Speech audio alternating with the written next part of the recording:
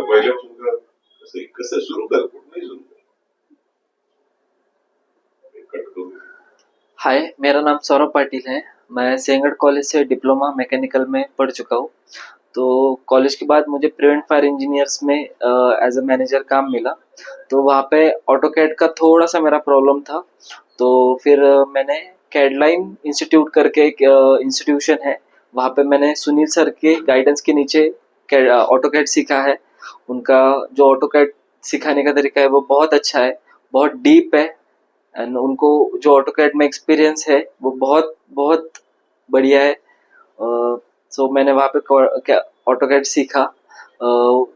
उससे मेरे को बहुत बेनिफिट्स हुए। लाइक अभी मैं कोई भी फायर का ड्राइंग है जो मैं फायर में एक्सपर्टीज है उसमें मैं बहुत इजीली कर सकता हूँ, और इलेक्ट्रिकल में भी कर सकता हूँ because they taught me how to work on AutoCAD. So AutoCAD is just AutoCAD, उस पर आप electrical mechanical anything anything you can do.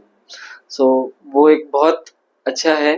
और वहाँ पे मुझे बहुत अदर्स जो भी स्टाफ है वो बहुत सपोर्टिव है, उन्होंने मेरे बहुत हेल्प की सीखने में, बहुत प्रोजेक्ट्स वगैरह सब उन्होंने बहुत मदद किया।